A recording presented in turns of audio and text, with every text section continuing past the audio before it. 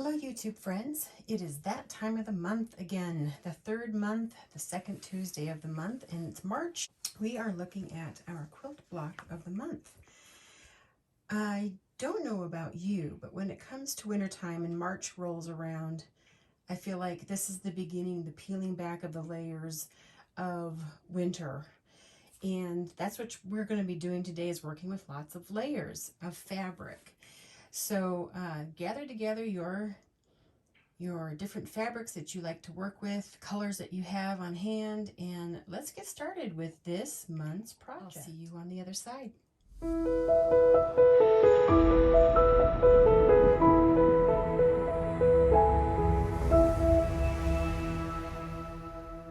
So I suppose many of you are probably familiar with the Chenille or faux Chenille, and I'm going to be doing that today basically with these fabrics that I have.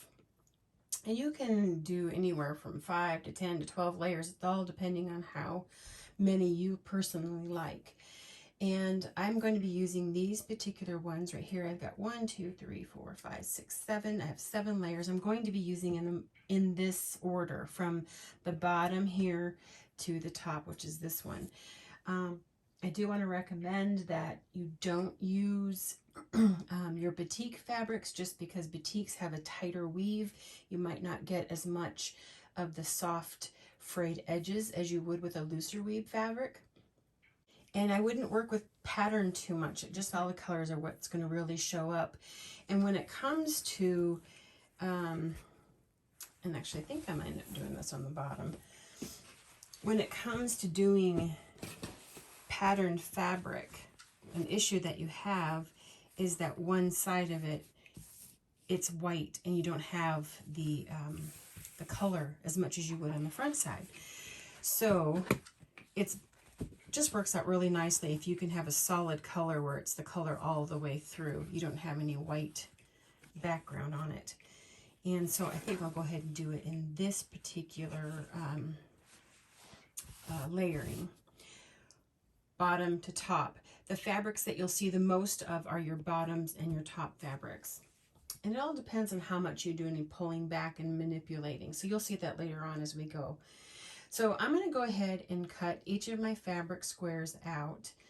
And I'm going to do 6-inch squares to begin with here. And on the bottom square, I'm going to make an inch all the way around extra, just so that I can see that square easily when it comes time to do the slashing.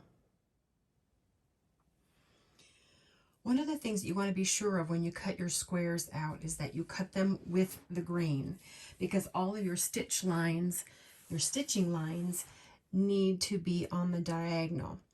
So I am going to, I did a diagonal line here right down the center, and I'm going to actually sew that line, and then from that line this direction, every 3/8 of an inch, I'm going to sew another diagonal line, using my foot against that line for 3/8 of an inch distance. These lines are all my sewing lines as well, and they are all on the diagonal. Now I'm not going to be doing the connecting lines between the squares. I'm just going to be sewing around the squares and the triangles that are there. As I'm sewing this, I'll just go right from edge to edge. I will do, back stitching at the beginning and end whenever I do my squares and my triangles. All right, I'll take you to the machine and show you how I do this. Now, like I said, I'm going to be using my foot to do 3/8 of an inch between each of my sewing lines, and that's the distance between my needle and the edge of the foot. 3/8 of an inch. You really don't want to do anything much smaller than that. You can definitely do larger. You could go 1/2 inch, especially if you're doing a lot of layers.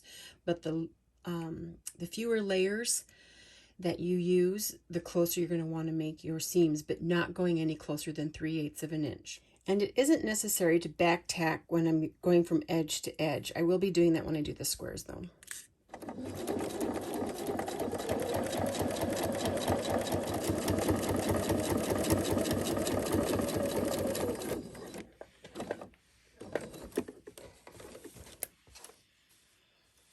Okay, and I just turn my piece and run my foot along the previous stitch line, and continue that until I do the whole thing.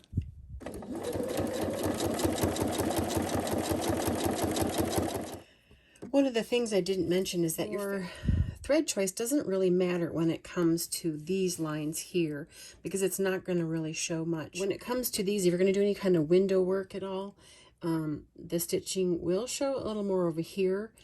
So if that matters to you, pick a color according to what you are using. And I'm going to go ahead and do the triangle up here. And I'm doing 2 back tacks. Now you could do this free motion as well. You don't have to use the regular foot, but whatever's easiest for you. I have it on, so that's what I'm going to use. And back tack at the end.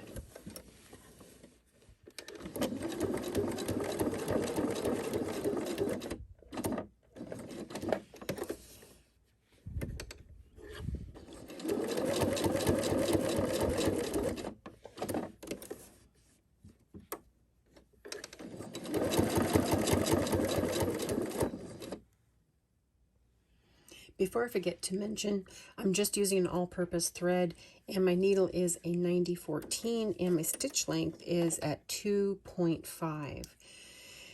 I am also going to sew in these gaps right here, and I'm going to be using the same diagonal stitching here. I will also be using a back tack at the beginning, because I'm not going from edge to edge. It's not super important that you don't go any closer than 3/8 inch, because I'm not right there, because I'm not going to be slashing in between the edge of the square and the ends of these lines.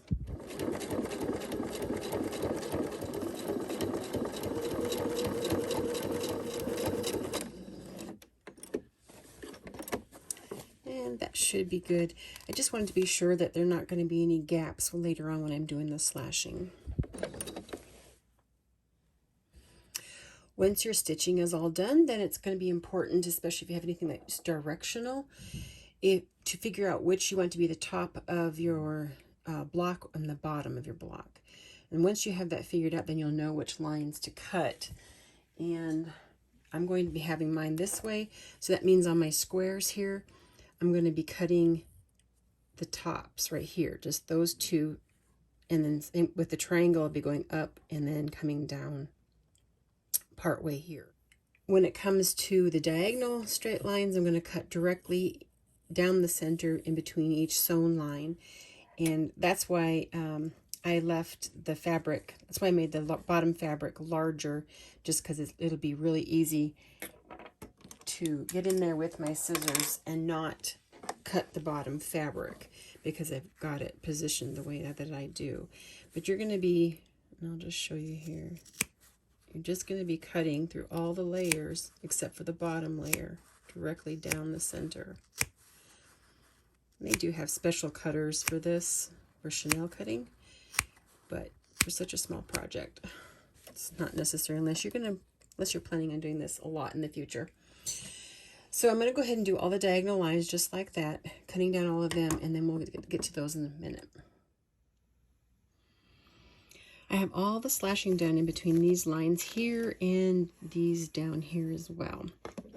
So now it's a matter of cutting on the lines around my squares. And again, I'm just going to be doing this line and this line just inside the stitching. So this is going to be the tricky part, because there's no way to get in there. Sometimes what I've found is just using a ripper to get down in there. Small pointy scissors is very helpful to get in there. So once I get something started there, it's pretty easy then.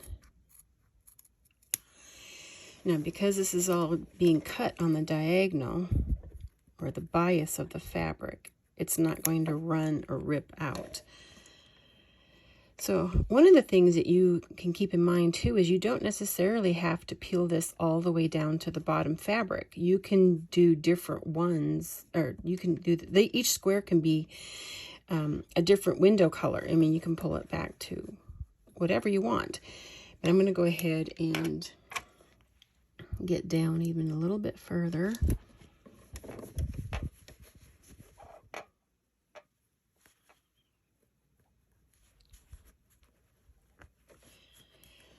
Just being very careful not to cut through or poke through the very bottom fabric.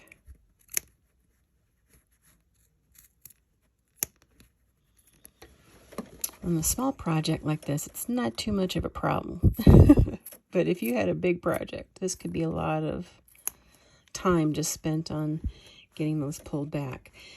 But I still have, let's see, I think I have one more color to get through before I get to the bottom fabric. So I'll go ahead and do that for all of these and come back and show you what I have. Now that I have all the slashing done, before I wash this and fuzz everything out, I'm actually wanting to make some peel backs. And I'm going to be doing some back and forth with that. So what I mean by that is I'm going to go ahead and just start a neoplace. I'm going to start with this last line before I get to the squares. I'm using this little awl. You can use a stylus, but I'm pulling back the fabric right there. And then when I go to sew over that, it's going to get sewn, pulled back right in that position. Great to put your needle down. So that you don't lose that, it holds that in that position. And then you can lift your foot and grab the next group and pull them back.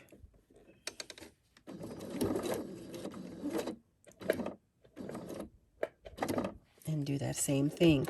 So that takes a little time, grabbing all of those and, and sewing over them. But it's going to be a really pretty effect when we're all done.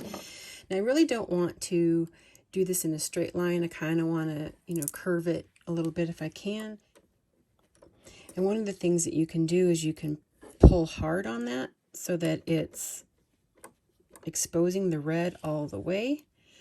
Or you can not pull so hard and have more of the top ones showing more.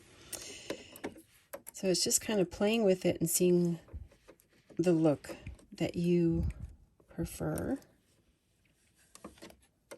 And I kind of want to pull over this direction more because I'm wanting to curve over here.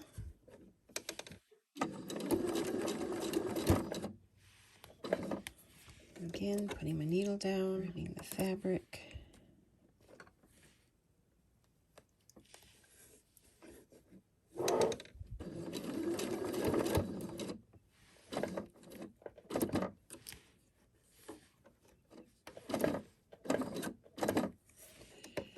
And then just the last one here.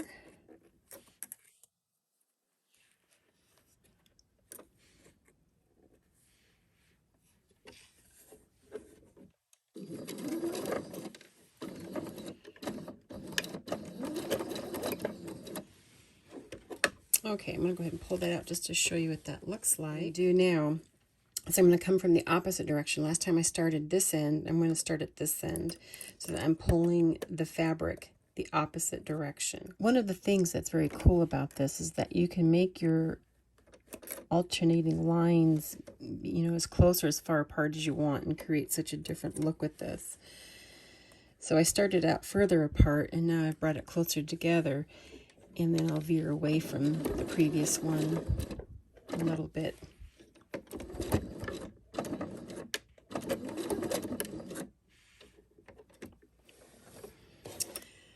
All right, well there you can see what I've done so far.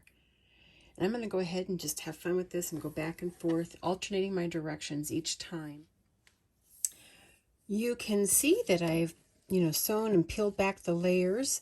Some I've pulled back a little harder, and then this not so much. You're not seeing as much of the red, which is the bottom layer right before you get to this plaid fabric. So what I've done now is I've taken some DMC floss, I've knotted the end, and I'm going to be pulling back these flaps of fabric. But what I want to do is I want to come from underneath and I'm gonna, some of them, let's see, let's do the purple kind of close to the end. Pull that one down. And then like the next couple, go in a little bit further. I don't want them to be exactly the same. That makes sense. I don't want it to look real even. And kind of let it fold and do some irregular folding down. Anyway, I'm going to be putting a French knot in there. So, do a little turn. Oops. And then just making sure I have my fabric positioned the way I want as far as the fold down. And then pull my thread through. There's a lot of layers there, so you might take a bit of tugging. Just be patient with it.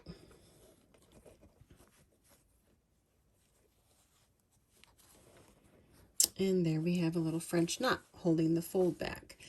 Now obviously you're going to want to do a little knot back here so that does not come undone. And that's the first one. So with each one, I'm just going to go ahead and do the same thing. Just fold them back and knot them. And then with the triangle, it'll be the same deal. I'll just be folding them down and doing the same kind of French knots. All right, I have all the stitching done that I'm going to be doing. And so the next part that I'm going to do is I'm going to actually take this to my kitchen sink using just some dish soap and warm water. I'm going to wash this. And while I'm washing, I will be doing this just to rough up the edges quite a bit and get some, you know, some chenille effect going on there. And then you can either tumble dry it or just air dry, just laying flat. Another thing that you can do is you can take a soft bristle brush too and brush this and rough it up as well. So I'll go ahead and do that part, and then I'll come back once that's dried. Well, there you have it. It has all been fuzzed out after the washing and drying. And I'm going to go ahead and trim this to 5 inches, and I plan on binding it just like I would a quilt. I will show you that after I get that done. But for now, I hope everyone is staying happy and healthy, and until next time.